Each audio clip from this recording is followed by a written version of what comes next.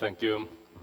It's a pleasure to be talking here after all that I've seen here in Stia, what's happening at the moment and what has happened already during the previous times of this kind of meeting. My subject is impact of public art, lessons learned from engaging processes. I have to say that I'm not a blacksmith. You will notice that quite soon when I start talking. But the issues that I'm talking about are, I'm talking about art, public art. If you're a blacksmith, you can identify yourself, depends what you're doing at the moment, or whenever you do it, just pick the cherries from this. This doesn't have to be directly for you. This is kind of the picture that I chose here. It's my most mind-blowing experience with working with metal. I want to show it to you. This is Veikko Nuutinen, called Sculptor in Finland. He made these big sculptures. This is actually pretty close to Lappeenranta, the next city towards the Russian border, Imatra. My friend asked me to help Veikko Nuutinen when he was quite old man to fix up one of his sculptures like this. It was a really black layered metal sculpture. So I started to polish it, clean it, fix everything to prepare for the patinating the surface as beautiful as it was. I was ready. I asked Veikko, now can you show me how do you make surface like this? He went to a storage room, took a can of spray paint and said, just the thin layers on the top of it. So I kind of realized that it changed my way of working with basically everything later on. So there can be something underneath the surface, but it doesn't have to be visible. Okay, let's go. And this is basically what I'm doing as my art. This is my using of metal. It's X-ray picture of a small box that has steel nails inside it, keeping it together so we can see what's inside of it, but it doesn't have to be kind of visible. I'm a sculptor, I'm also a lecturer. Trustee means I kind of end up in different kind of positions of trust in Finland, in the artist associations and places like that, just to help artists to cooperate. Oh, a little bit white letters in the wrong spot, but anyway, I'm very interested of developing public art possibilities. That's kind of my top interest when I have to work with something else than with my own works. What I mean with public art is how it's been understood in maybe in Northern Europe, Central Europe, art that can be in public space or semi-public space. It's visible for people. It's not made. It's not kind of ordered by artists. It's ordered by commissioner, someone who pays for the artist usually for making art. So these kind of possibilities are very interesting and important for me, and advancing those possibilities. That's something that I teach when I teach sculpting.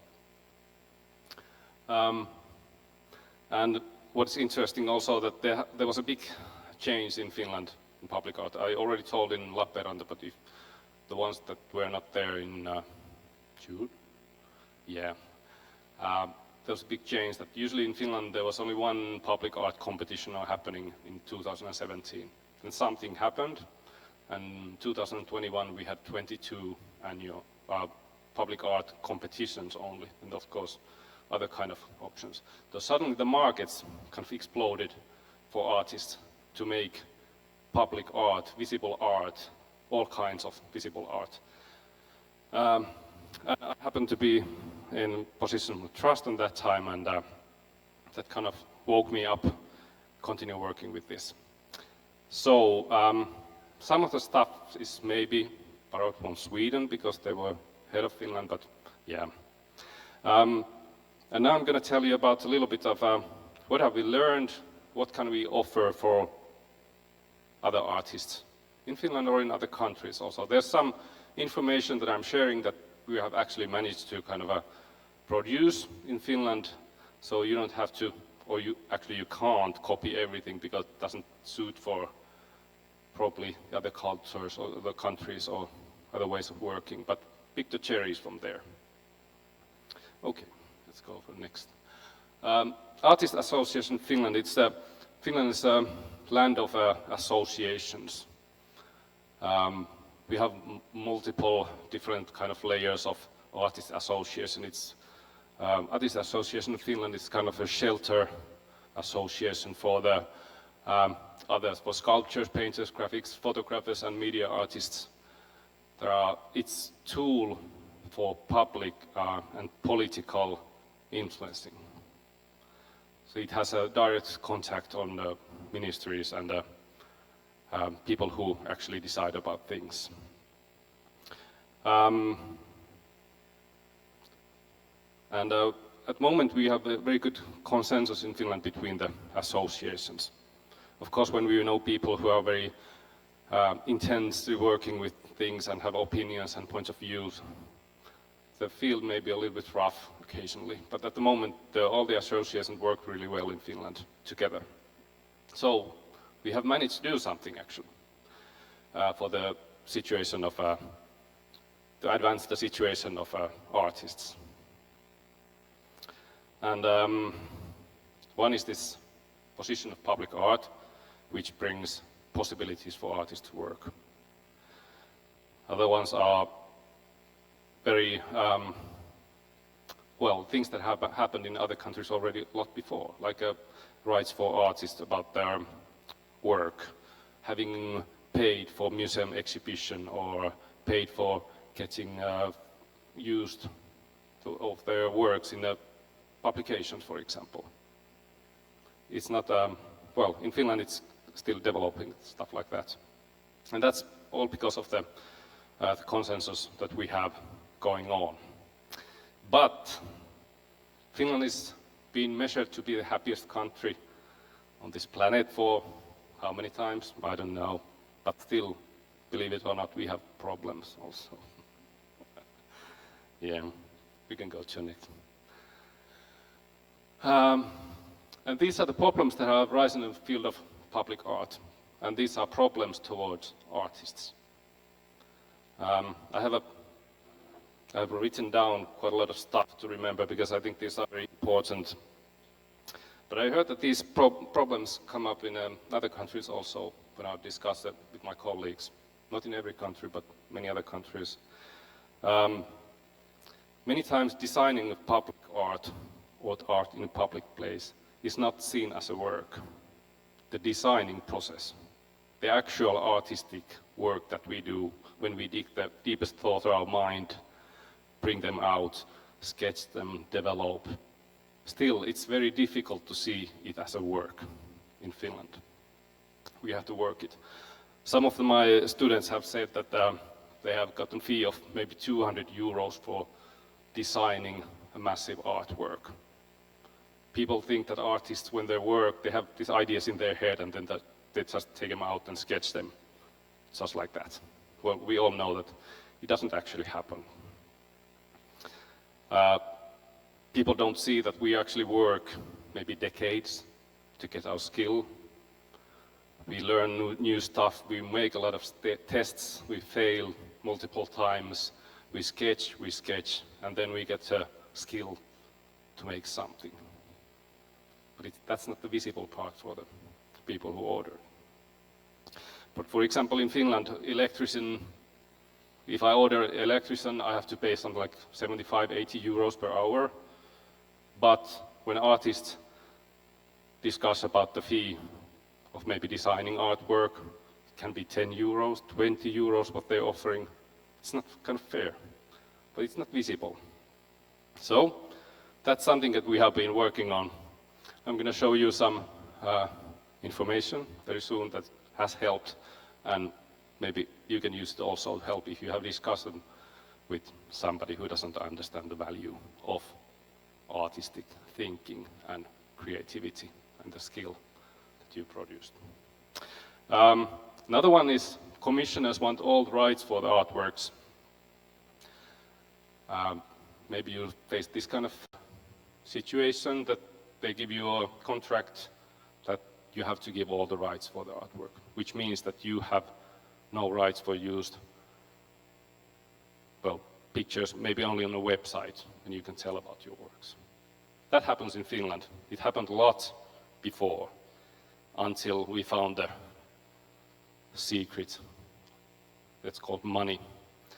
And when we start to ask money about all the rights, then they gave up. Usually people gave up. And those institutions that usually wanted all the rights, suddenly they didn't want the rights anymore.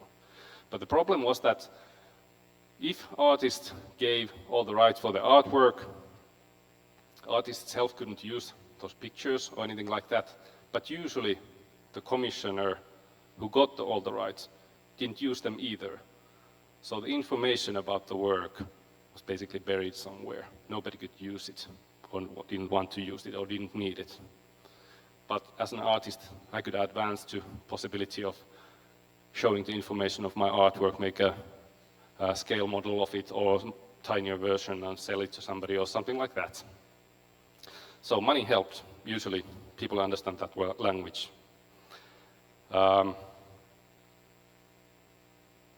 Yeah, and the problem is also that public art is, even it has the name of public, it's not always accessible to everybody. So it can be kind of this semi-public space. For in hospital, in a room that everybody doesn't get in, or in an office building, or something like that. Okay, let's go forward. Oh, sorry. No, keep on this.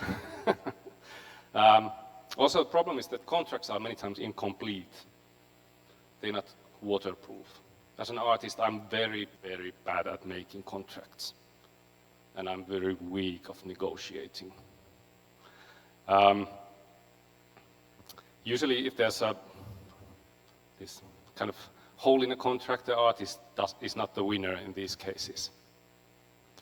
If something is missing from the contract, artist always suffers.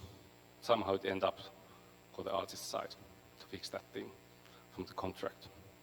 The commissioners get leverage because artists usually are alone. Commissioners are not. For example, colleagues of mine made a work for a company. They wanted a little bit adjustment. Okay. My colleague said that that's okay. Then they made the artwork, and then the company that orders the artwork said, that doesn't look like the same that you showed us the model. Yeah, of course it doesn't look like the same because you wanted to change this and this. So there was an argument. But the bad point was that the company had an army of lawyers.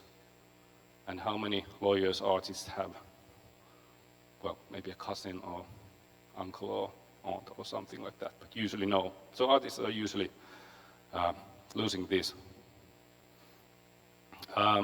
So incomplete contracts also make working with the project uncertain, unpredictable, which leaves no good experience for the making art for artists. And then inflexibility of projects and agreements toward artists. We all noticed this COVID-19, maybe, yes. And what happened then was everything stopped, especially in Finland. Nothing worked. People were making art projects, and suddenly everybody told them, no, now you have to stop everything. We can't build this, we can't fix this, we can't get this artwork on that time. And if that's not in this contract, artist pays the storage fees, of course. But also the inflexibility that when this special time ended, companies said that now we are continue building, we want our artwork in 2 months.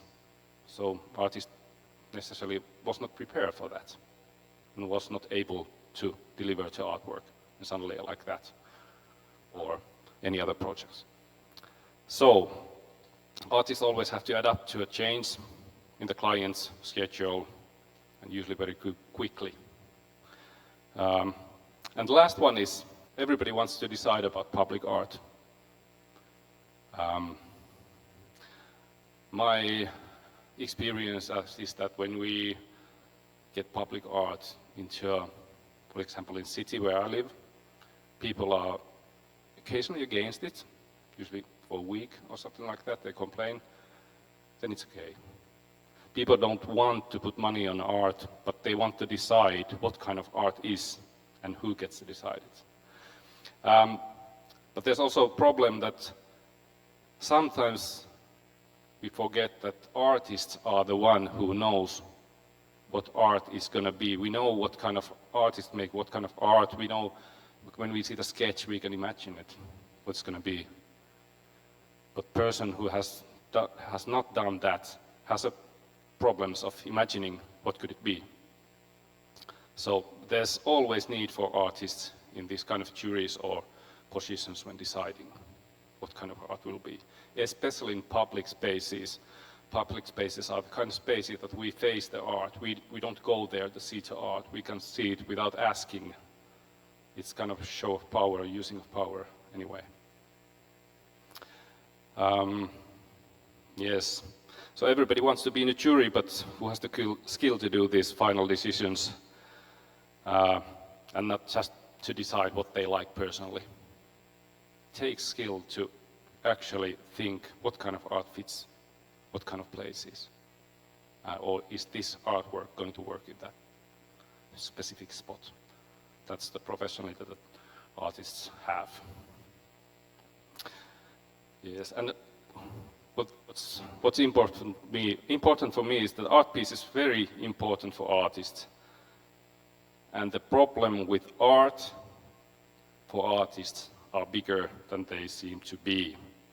So all kind of this kind of misunderstanding and negative positions while making art, they are bigger than they seem to be for a person outside. We're talking about our personal stuff and thoughts. The most important thing that we can create from our minds. Okay. Let's go forward. So, the upcoming information is available in English from the website of Artists Association in Finland. I will give the web address in the end, but you can find it for artists.fi, and there's a tab where you can change it in English. It's accessible for everyone. Everybody can use it, or you can just pick the best spot that you can use, or you can copy-paste everything. The material is primarily intended for non-Finnish speakers living in Finland, but maybe it also works for some other cases, and you can just, of course, adjust it. How much time do I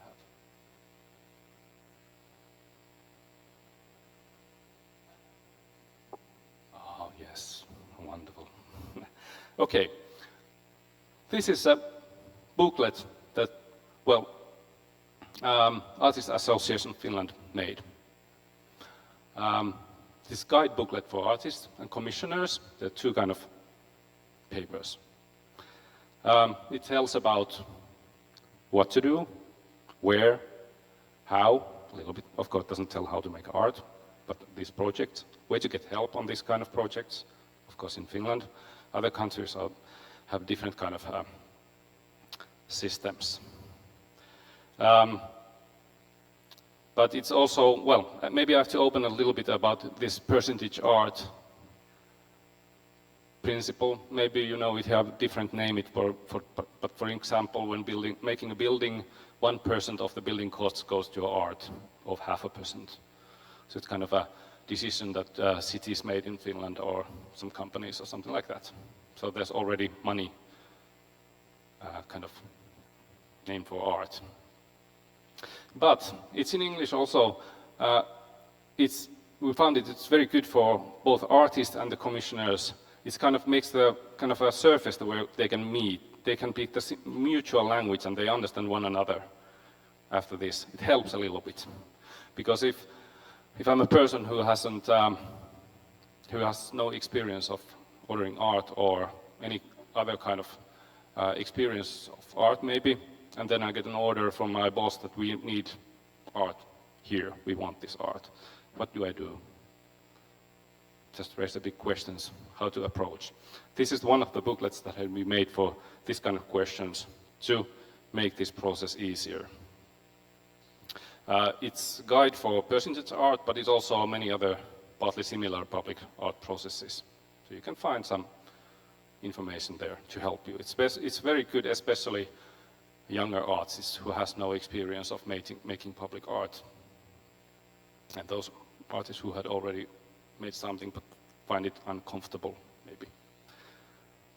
Okay, let's go forward. I don't have as good pictures that Heiner had, but this is the actual cover of the book made by artists. It's a guide for artists participating in art contests. I've been teaching master studies in Lab University of Applied Sciences for 3 years, and the master studies are concentrated on public art. How to make public art, how to get into processes, what do I have to do, everything except how to make art. And the comment that I've been facing when making these entrance exam interviews is many times that I haven't participated in public art projects because I don't know how. I don't know what to do. I don't know how to present. Even there's these instructions that you have to make this and this and this, but still artists of my age, for example, have not been taught how to participate, don't know how to use maybe computer program to make presentations or something like that, or telling about your own art is difficult or something like that. But this is the guide for artists, how to participate. We want to put kind of the levels so as low as possible that everybody could participate on these projects, because there are so many good artists in this world who can't participate because reasons that they don't know how, or they don't have courage because they're not sure. That's the thing that I'm facing all the time. So there's some information for if you want to find some information, if you're uncertain, just check out there. It's in English. Maybe you found something useful, I hope. But we've been training artists for participating in public art in Finland for maybe 5 years, actually. So thinking of that there's still people born or been educated before that, and most of the artists have been educated. So most of the artists don't have any kind of skill for that. Good, let's go forward. And this is the most boring slide that I have. We also have this contract model for public art projects. It has basically everything that you find that it's useful. You can copy-paste that in and pick the pieces that you use, that you need. Some things are a couple of times because it can be that if you picked another one making things, then you don't need the other one. But it's everything. This part is from making drafts for commissioner. The issue that I talked before, planning, designing. Because still today, 2025 in Finland, sometimes we face a question, what do we have to pay for the idea, for the drafts, for the sketches? We want to pay for the artwork, but we don't want to pay for the drafts. Well, I think that's the biggest mental part of the artwork, making drafts. How much to pay, when to pay half in advance, half after they get the sketches, when do they have to decide which sketch they choose, or do they choose anything, all kind of this boring detailed information that when making my own contract I would never think of. But this being made with lawyer and a bunch of artists who are experienced. And of course this part, artist fee, it's very important. How to pay, how much to pay, how many times to pay. And well, that's a difficult question anyway. Yes. And approval of draft to be implemented. But you can check it out if you are interested at least a little bit.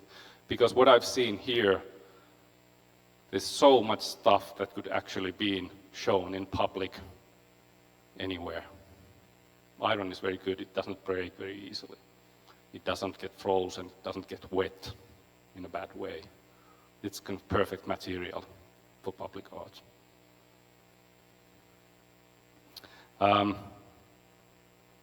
Yes. But everything that happens during the process must be discussed and made a contract before that. That's my experience, because afterwards it's very difficult to ask more money or more time as an artist. As an architect, I heard that it's okay, but as an artist, not so much. Yes, but these simple things has a massive impact on artists in Finland. Very tiny things, sharing information, making things transparent. It's made in participating easier for artists, and it's made possible for artists to participate in a big part of their own art field that they haven't been able to participate before. It's made the processes more functional, also for artists, more transparent, and it's also has developed public art field. And these small things bring equality to art scene. And that's what I think is very important, because we work as a group. It's kind of difficult to work against one another, but we have to support one another more like as an artist. But it's free to use. Also, we have this service manual instructions, because after you put up your artwork, it's good to name somebody who takes care of the artwork. Otherwise, it's filled with moss and leaves and dirt. There has to be always somebody who knows what to do and who knows when to do something for the artwork. Artworks are really big investments for anybody. Let's say 20,000, 40,000 euros, 50,000 euros is a lot of money. So we have to take care of it also. It's an investment, and it's kind of people trust to make that investment go through.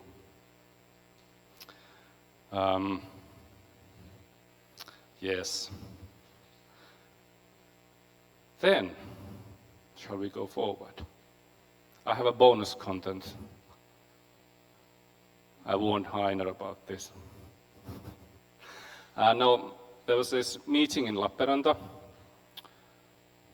June, yes, and Heiner had a presentation there about these grave markers. And the influence was to me that I was thinking about the whole summer, the issue. Yeah, so I have to discuss about my fee about that, because I've been working really hard for this presentation. No, it's actually the thing that you brought it up. It doesn't concern only grave markers and blacksmiths. It's the whole field of art and crafts that you actually brought up. Can I have the next slide? The name is not so good. I didn't get any better name, but now you know what you're talking about. Yeah, with all respect. Well, I was thinking this for the whole summer, and the questions that come to my mind that at the moment, the professional work is not respected in all levels. Of course, when we have these known professionals is respected, we know where to reach them, how to find them. But the problem is that for people, something is enough. If we put our best, people are happy. But they're also happy with something else, that it's a lot less. I've been writing down here that the individuality and personal, these words have changed. Something bought from Temu can be personal and really kind of the thing for some person. We want to be individuals. We want something individual, but in the end, anything goes. Have you ever noticed this kind of? I have noticed, yes, many times. We're talking about having something special, but then we see, oh, there's a nice thing that it's very cheap. I'll get that. It's enough for me. It kind of feels like that it was something different before. But this anything goes thing is that bothers me the most. Then I've been thinking about artificial intelligence. Nowadays we can write what we want artificial intelligence to make. We can have 3D printing models, and then somebody can print it out of, well, concrete nowadays, but plastic or, well, we don't have money for metal printing really yet. But we can write that I want this and this and this kind of thing, and the machine makes it. And, well, that's pretty much what I've been thinking. Nice, let's print it. I'm happy with this.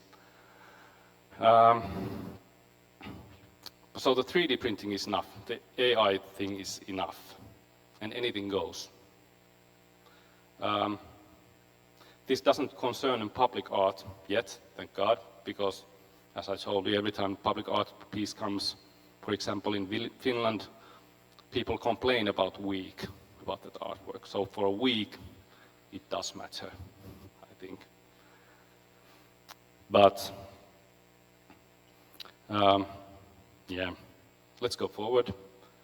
I don't have any solution here, by the way. But artists work in an ecosystem. I'm Sculptor, contemporary art, whatever it is my thing. It can be basically anything nowadays, which is good. But it also means that I can't make everything. If I should make something out of iron, I should learn how to make it, or make something really bad, or call for Antti or Jouko. Help me. Get funding for it and hire them. Because I wouldn't want to make art piece that it's partly like really rubbish. Then it's somewhere outside and everybody who sees it sees that that's really crappy work. Sampo has made it. Well, we work in the ecosystem. And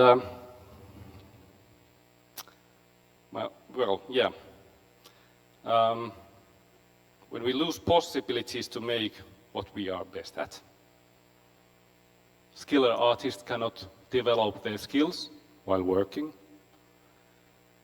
If we are very good at something, we need kind of challenging works so we can advance our skills or upkeep our skills.